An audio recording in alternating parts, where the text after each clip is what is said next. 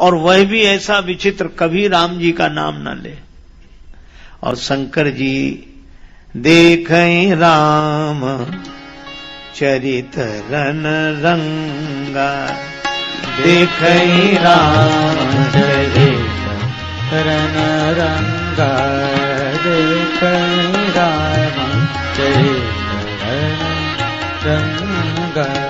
Run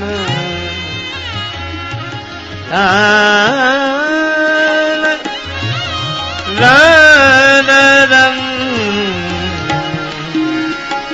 चरित run रंग,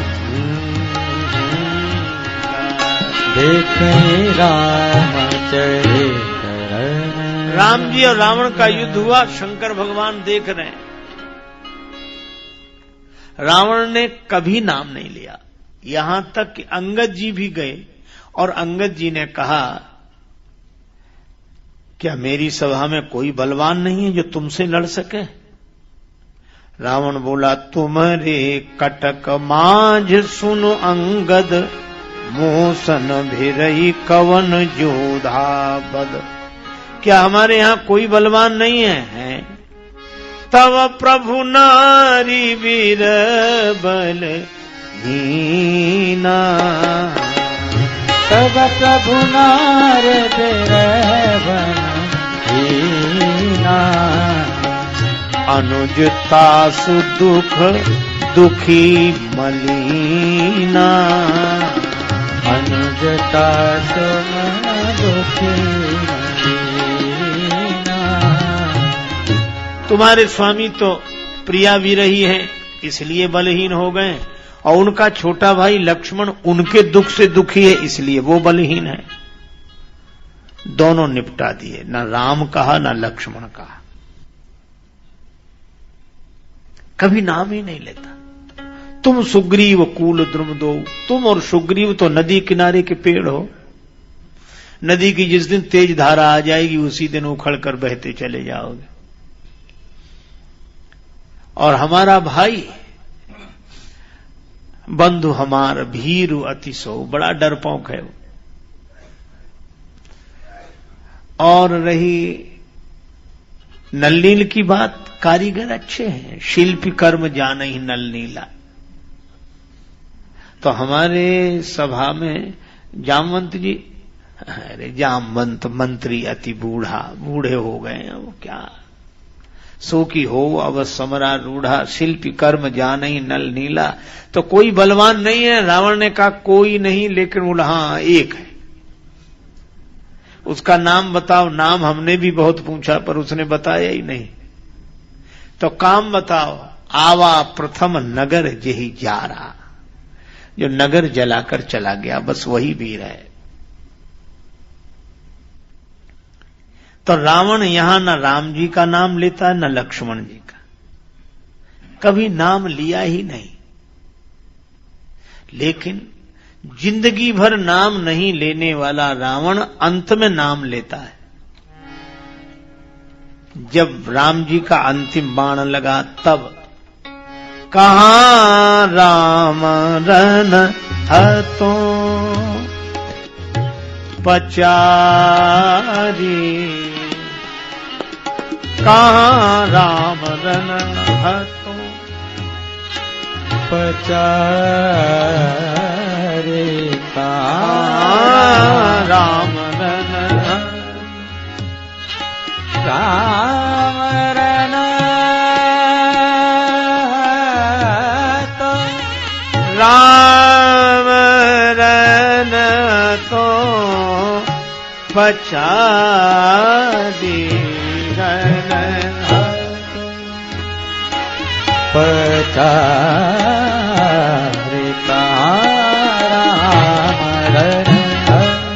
गरजेऊ मरत घोर रव भारी, कहां राम रन हाथों पचारी। राम जी का नाम लिया। शंकर जी बड़े प्रसन्न हुए कि चलो चेला ने दीक्षा सफल कर दी। जीवन भर तो नाम नहीं लिया पर अंत में तो ले लिया। रावण से पूछा कि जिंदगी भर नाम क्यों नहीं लिया? रावण बोला काम करने की मजबूरी थी, उल्टे सीधे काम करता था, तो मैंने सोचा राम जी का नाम ना लो, ये नाम लेकर ऐसे काम तो ना करो। लेकिन अब काम करने के लिए शरीर ही नहीं रहा तो राम जी का नाम ले रहा हूं, और राम जी का नाम ले रहा हूं तब जा रहा हूं। अच्छा, लोग सोचते हैं कि अंत में राम नाम लेने से कल्याण हो जाएगा क्या? कई बार लोग हंसते हैं कि ये तो बहलाने फुसलाने की बातें हैं, ऐसा हो नहीं सकता कि जीवन भर पाप करने वाला और अंत में नाम ले ले। पर मैं आपसे सही कहता हूं, ये होता है। जैसे कोई विद्यार्थी साल भर पढ़ने न जाए, बीच में कभी चला गया कभी नहीं गया, और अंत में बगल वाले की नकल करके सही सही लिख दे, तब उसे कोई फेल नहीं कर सकता, वह पास होगा ही, क्योंकि लिखा सही है। भले ही बगल वाले को देख के लिखा हो, पर उसने लिखा सही है, इसलिए वह पास हो जाएगा। इसी तरह अंत में नाम लेने वाले पास हो जाते हैं। भले ही वे औरों की नकल करके ऐसा कर देते हों, लेकिन ऐसा कुछ भी करने से भगवान का नाम ऐसा है, कल्याण कर देता है। पर रावण को शंकर जी ने कभी नहीं समझाया। करत राम विरोध सठ, बारक न हट क्यों ईश। शंकर जी ने कभी नहीं समझाया, एक बार भी नहीं रोका न टोका, बल्कि वे तो राम जी की रणलीला देख रहे हैं। अब राम जी बैठे, अब रणलीला में कोई न कोई मरता है तो फेंका जाता है।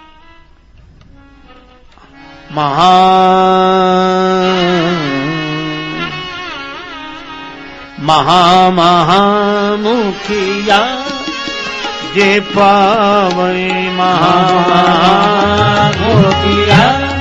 जे पावे, महामुखिया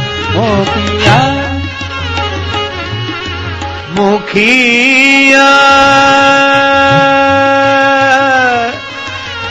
आजे पावै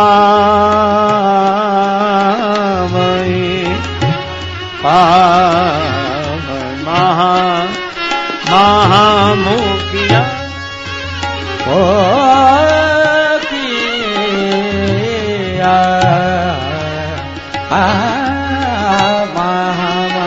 महामुखिया पावन महामुखिया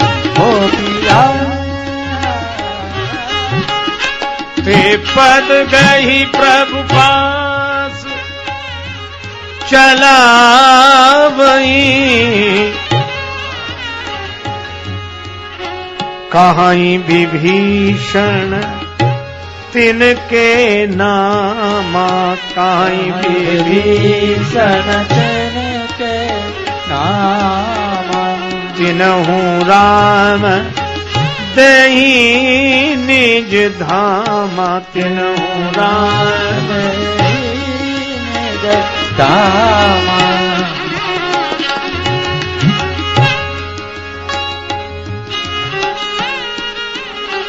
हे राम दे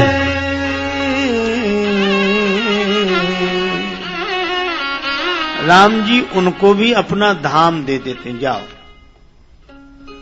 पार्वती जी ने भगवान शिव से पूछा कि बड़े बड़े राक्षसों को भेजते हैं भगवान के पास, और भगवान उनका नाम पूछते कि ये कौन है। विभीषण जी उनका नाम बताते, महाराज ये बड़ा भयंकर राक्षस है, धूमकेतु अतिकाय, एक एक जग जीत सक ऐसे सुभट निकाय। भगवान नाम पूछकर, अच्छा इन्हें हमारे धाम को भेज दो। हर एक राक्षस को हमारे धाम को भेजता। पार्वती जी ने कहा कि इनको धाम क्यों भेज रहे हैं भगवान? शिव जी ने कहा पार्वती हमने समझ लिया है, भगवान से पूछ भी लिया है। उमा राम मृदु चित करुणा कर, उमा राम मृदु करुणा कर, उमा राम मृदु चित चेत करुणा कर, उमा राम करुणा कर, उमा राम चित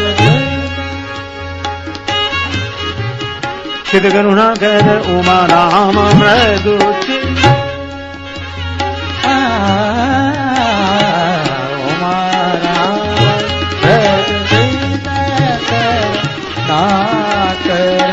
उमा राम मृदु करुणा कर, उमा राम मृदु।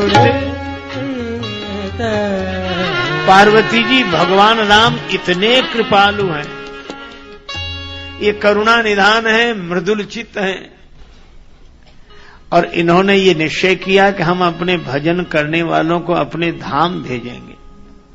महाराज ये राक्षस कौन सा भजन करते हैं? ये भगवान के भक्त नहीं है, दास नहीं है, सखा नहीं है, सेवक नहीं है, ये तो किसी काम के नहीं है।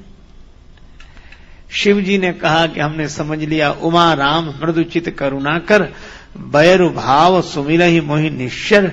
राम जी कहते हैं ये बैर भाव से मेरा स्मरण करते हैं। अब बोलो, बैर भी भाव है, पर बैर भाव से स्मरण करने वाला सदा स्मरण करता है, एक दो क्षण के लिए नहीं, बराबर। बैर भाव सुमिरहि मोहि निशिचर। इसीलिए शंकर भगवान यह दृश्य बराबर देखते हैं।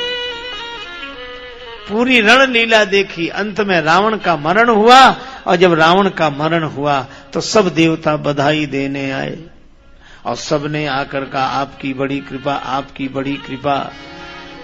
पर शंकर जी तब नहीं आए। करी करी बिनती सुर चले, चढ़ी चढ़ी रुचिर विमान, जानी सुअवसर राम पान, आए वो शंभु सुजान। जब देवता स्तुति करके चले गए तब सुजान शंभु आए। इसका अर्थ क्या कि अजानों की भीड़ छट गई तब सुजान आए। और शंकर जी आते ही क्या कहते हैं, मामभिरक्षय रघुकुल नायक, मामभिरक्षय रघुकुल नायक, धृतवर चाप रुचिर कर सायक,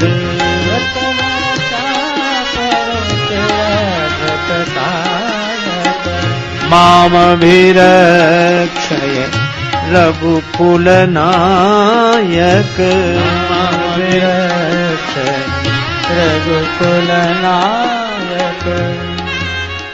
शंकर भगवान प्रार्थना करते हैं, प्रभु मेरी रक्षा करो, मेरी रक्षा करो, मेरी रक्षा करो।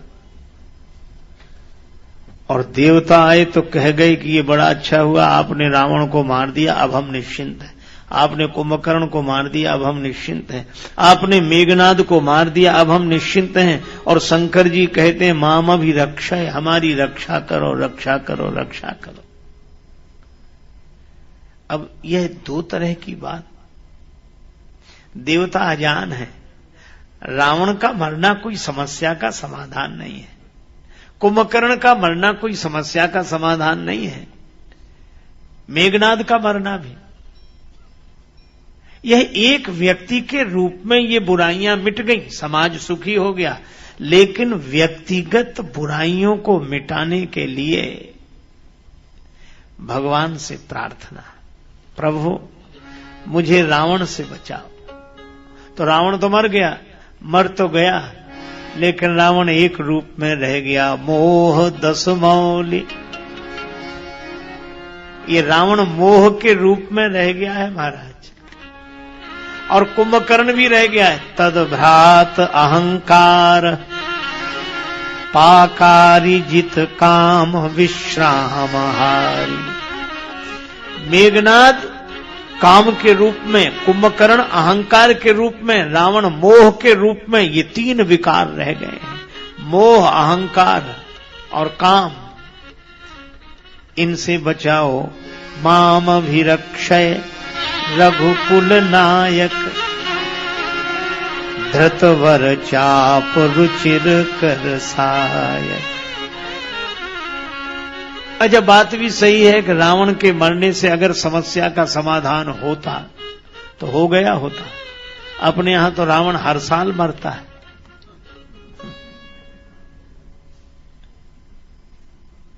हम लोग प्रचार भी करते हैं तो यही कहते कि हमारे यहां का रावण देखो कितना ऊंचा है। रावण भी इतना ऊंचा नहीं था जितना ऊंचा रावण हम बनाते हैं हर साल, लेकिन उसका मिटना समस्या का समाधान नहीं है। शिवजी विचारक हैं। शिवजी कहते हैं कि मेरी रक्षा तो मोह के द्वारा हो। ये मोह का रावण हमें सताता है महाराज, और यह सब रोगों की जड़ है। इसी को मिटा दो, इस मोह को मिटा दो, इस अहंकार को मिटा दो, मेरे मन से काम को मिटा दो। माम अभिरक्षय रघुकुल नायक, धृतवर चाप रुचिर कर सायक। भगवान आश्वासन देते हैं और शिवजी कहते हैं, नाथ यवहीं कौशलपुरी होई ही तिलक तुम्हार।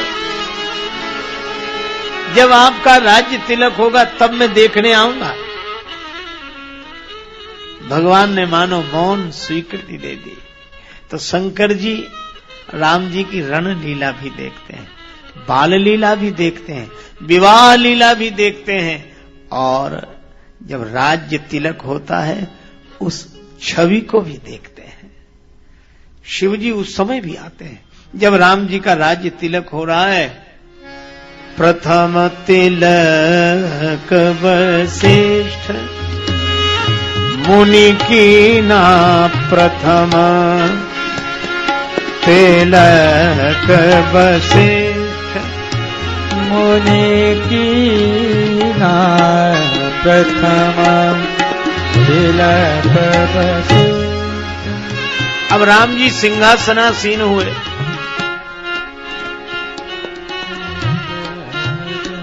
पर अकेले नहीं,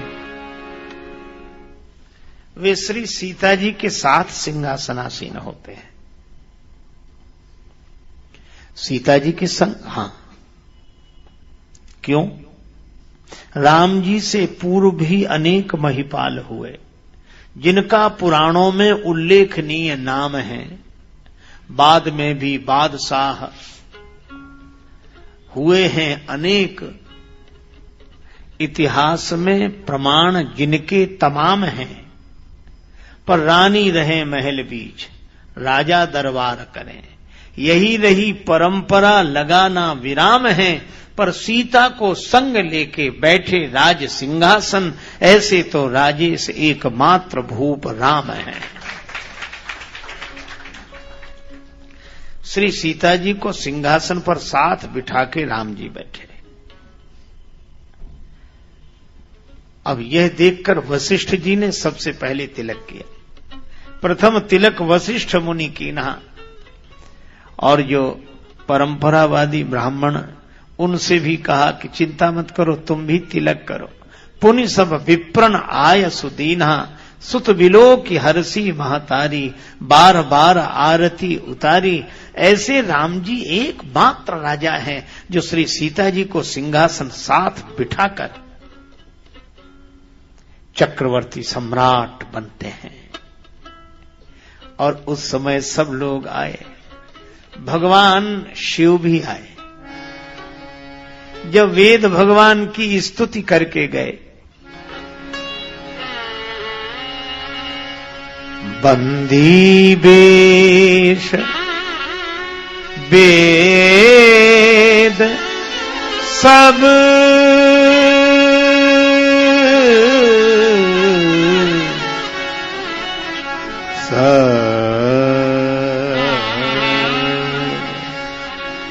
जब बंदी वेश में वेद आकर भगवान की वंदना करके गए, जानी सुअवसर राम पा आए हो, शंभु सुजान सुजान।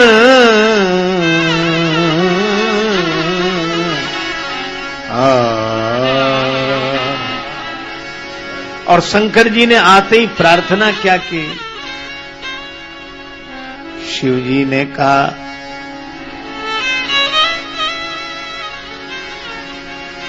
जय जय जय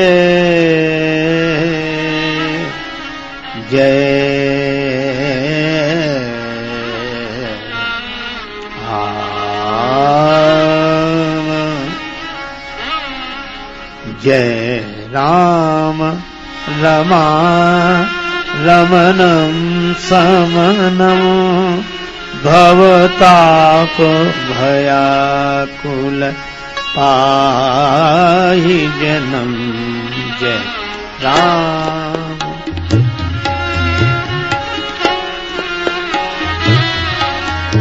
जय राम रमा रमणं समनं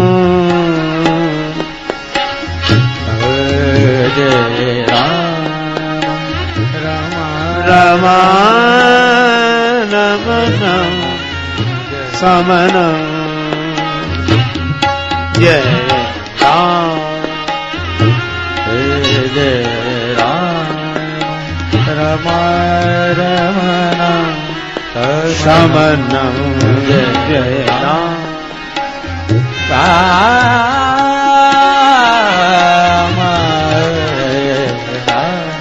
जय राम जय राम रमा रमणं समनं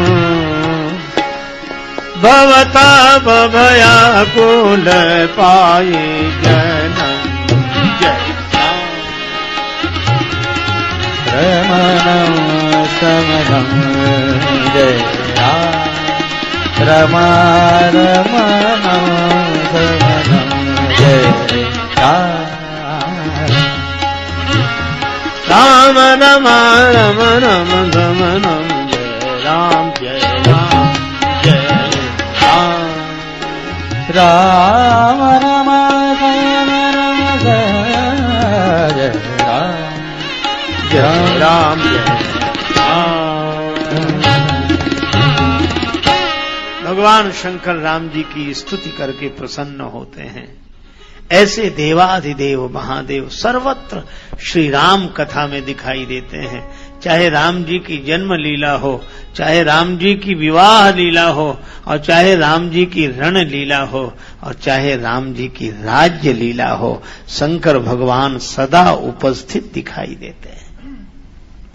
अब रही इनकी वैशिष्ट की बात, तो इनकी विशेषता की एक बात तो सुनो।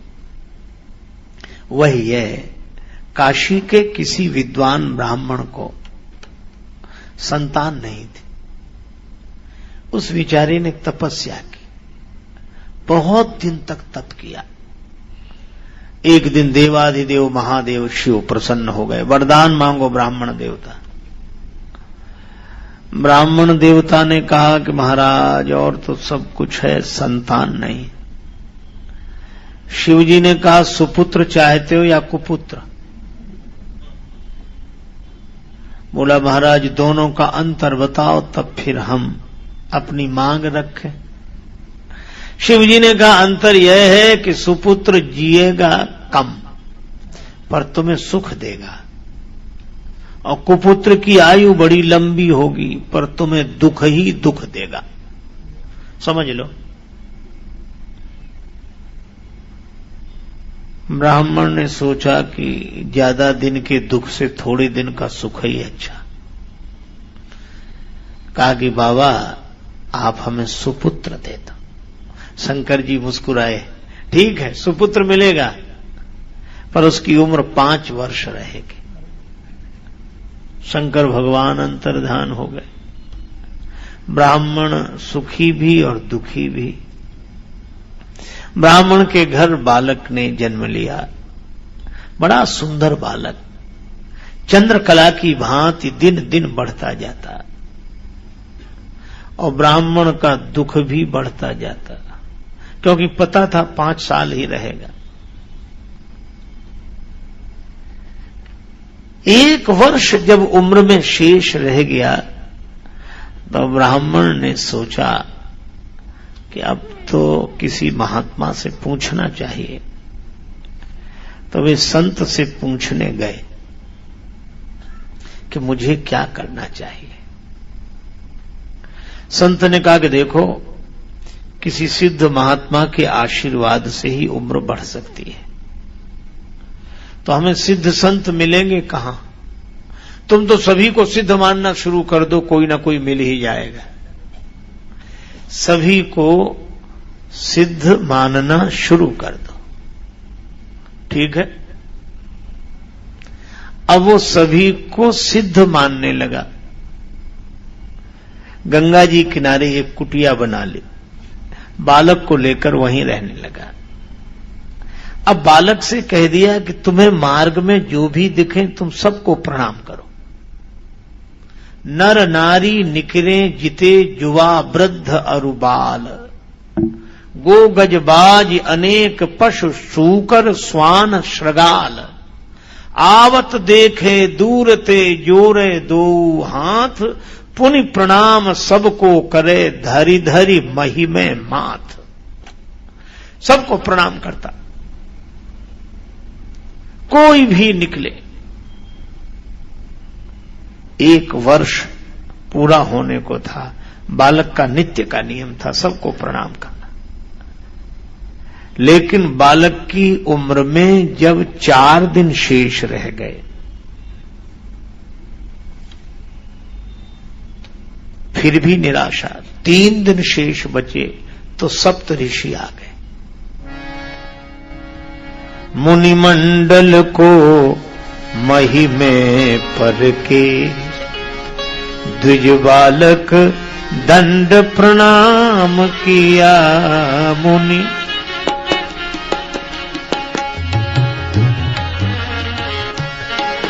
मुनिमंडल को महिमे पर के, द्विज बालक दंड प्रणाम किया। चिरजीवी भव, चिरजीवी भव, चिरजीवी भव, चिरजीवी भव। ऋषियों ने आशीर्वाद दिया, ऋषियों ने आशीर्वाद दिया।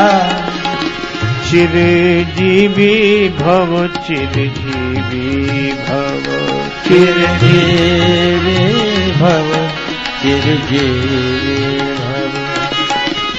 ऋषियों ने आशीर्वाद दिया। चिरजीवी भव, चिरजीवी भव, चिरजीवी भव, चिरजीवी भव। आशीर्वाद मिला बालक को, चिरंजीवी भव, चिरंजीवी भव, चिरंजीवी भव। और 7 ऋषियों ने 7 बार कहा। ऋषि आशीर्वाद दे रहे थे, पिता के आंसू निकल आए। हाथ जोड़कर बोला, कर जोड़ पिता बोला, किमी होंगे सत्य आपके वचन कहे।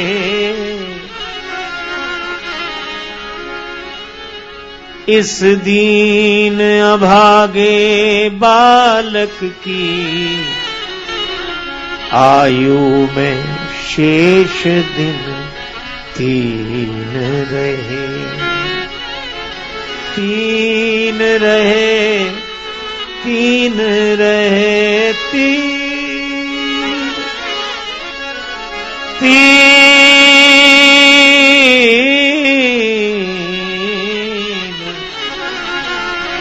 3